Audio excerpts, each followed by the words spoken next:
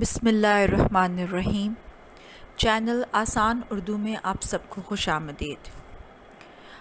आज हम सीखेंगे मुतरादिफ़ अल्फाज के बारे में, लेकिन उससे पहले अगर आपने अभी तक मेरे चैनल को सब्सक्राइब नहीं किया तो सब्सक्राइब के बटन पर क्लिक करें और साथ बने हुए बेल आइकन पर ज़रूर क्लिक करें ताकि मेरी हर नई आने वाली वीडियो का आपको पता चल सके। आज के इस वीडियो में हम सीखेंगे कि मुतरादिफ़ अल्फाज कौन कौन से होते हैं और मुतरादिफ़ अल्फाज की पहचान क्या है।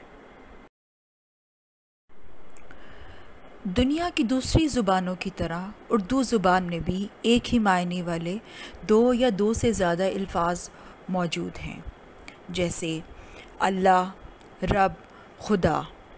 अब अल्लाह ताला के लिए हम रब का लफ्ज़ भी इस्तेमाल कर सकते हैं और खुदा का लफ्ज़ भी इस्तेमाल कर सकते हैं, यानी ऐसे अल्फाज जिनके मानी बिल्कुल एक जैसे हों और वो एक ही जगह पर मुख्तलिफ़ तरीक़ों से इस्तेमाल हो सके, उनको मुतरादिफ़ अल्फाज कहा जा सकता है। जैसे हमारे पास एक लफ्ज़ है अमीर और मालदार। अब ये दोनों लफ्ज़ उन अशख़ास के लिए इस्तेमाल होते हैं जिनके पास बहुत ज़्यादा दौलत हो। अमीर शख्स या मालदार शख्स, दोनों के लिए हम एक ही लफ्ज़ इस्तेमाल कर सकते हैं। फिर आस, उसकी आस टूट गई या उसकी उम्मीद टूट गई, यानी आपको कोई उम्मीद है, आपकी कोई होप है, कोई आपको ऐसी चीज़ जिसकी आपको ख्वाहिश रखते हैं और वो ख्वाहिश ख़त्म हो गई है, तो उसके लिए आप आस या उम्मीद का लफ्ज़ इस्तेमाल कर सकते हैं।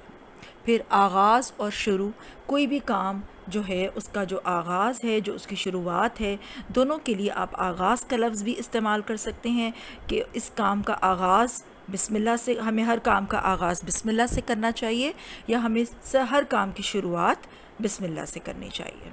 फिर आसाइश और आराम, बहुत पुरसुकून जगह हो जहाँ पर आपको आराम की हर चीज़ मुहैया हो, उसको कहा जाता है पुर आसाइश, कि वहाँ पर आराम की हर चीज़ मौजूद थी और अब आराम तलब, यानी कि वहाँ पर बहुत सुकून था और बहुत आराम से आप वहाँ पर रहे, कोई आपको परेशानी का सामना ना करना पड़े, तो उस चीज़ के लिए आपको आसाइश या आराम का लफ्ज़ इस्तेमाल कर सकते हैं।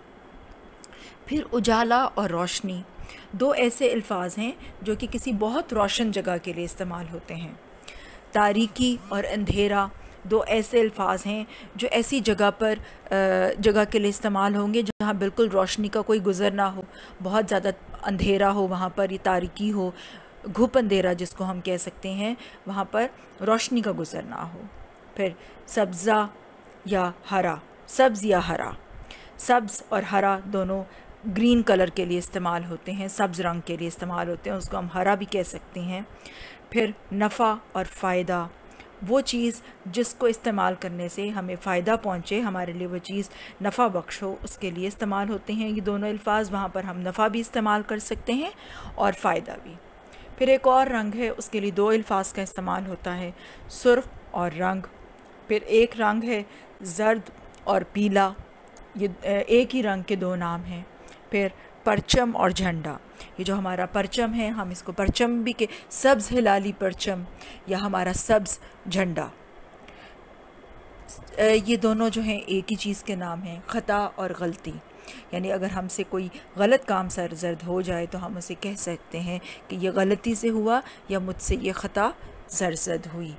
तो ये तमाम अल्फाज वो अल्फाज हैं जो कि एक ही जगह पर एक ही काम के लिए दो मानी रखने वाले दो अल्फाज हैं जिनके मानी एक ही हैं, यानी ऐसे अल्फाज जिनके एक ही मायने हो और वो वहाँ पर इस्तेमाल हो सके।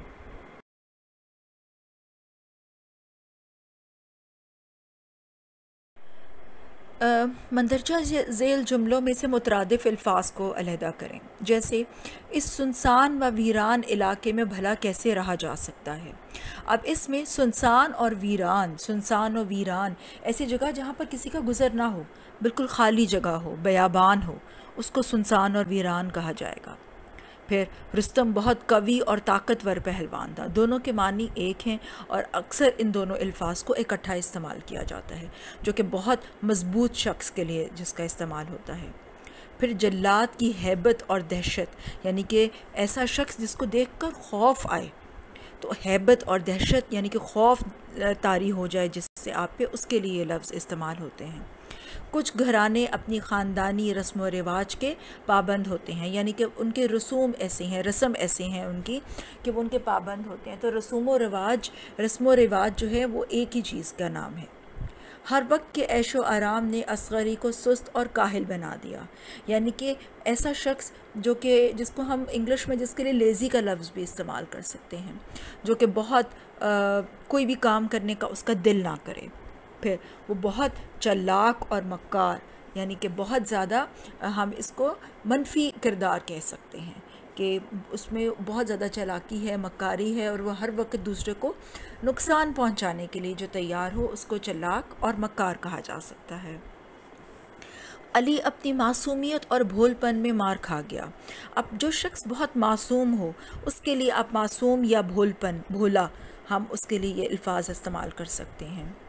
ये इदारा अपाहिज और माजूर, यानी अगर किसी के जिस्मानी आज़ा जो हैं उसमें कोई नक्स रह गया है तो उसके लिए अपाहिज का लफ्ज़ भी इस्तेमाल होता है, यानी जिस्मानी आज़ा में अगर कोई नक्स मौजूद है तो उसके लिए हम अपाहिज का लफ्ज़ भी इस्तेमाल कर सकते हैं और माजूर का लफ्ज़ भी इस्तेमाल कर सकते हैं कि ये इदारा अपाहिज व माजूर अफराद की कफ़ालत करता है। अकबर बहुत उदास व मलूल था, यानी अगर कोई शख्स बहुत ज़्यादा उदास है, अफसरदा है, दुखी है बहुत ज़्यादा, तो उसके लिए मलूल या उदास का लफ्ज़ इस्तेमाल किया जाता है। डर व खौफ ने उसकी भूख ख़त्म कर दी। अब उसको किसी चीज़ का बहुत ज़्यादा खौफ है, वो खौफज़दा है किसी चीज़ से, तो उसके लिए हम डर व खौफ इन दोनों अल्फाज का इस्तेमाल कर सकते हैं। असद की हिम्मत व जुर्रत ने उसे बड़े नुकसान से बचा लिया। अब अक्सर औकात ये दोनों अल्फाज जो हैं वो इकट्ठे इस्तेमाल होते हैं। हिम्मत व जुर्रत यानी कि उसके अंदर बहुत ज़्यादा हिम्मत है और वो कोई भी काम करने से डरता नहीं है। हम कहते हैं ना बाज़-औक़ात कि ये शख्स बहुत हिम्मत वाला है, हर काम करने के लिए तैयार रहता है, बहुत जुर्रतमंद है। तो हिम्मत व जुर्रत यानी कि जिसमें बहुत ज़्यादा करेज हो।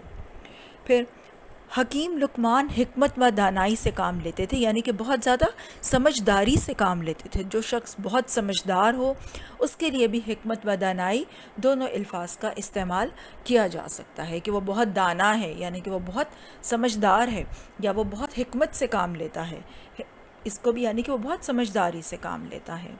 उम्मीद है कि अब आपको मुतरादिफ़ अल्फाज की समझ आ गई होगी कि मुतरादिफ़ अल्फाज किन को कहा जाता है, यानी कि हम मानी अल्फाज को मुतरादिफ़ अल्फाज कहा जाता है। अब आप बहुत आसानी से इन अल्फाज का चुनाव कर सकते हैं। शुक्रिया।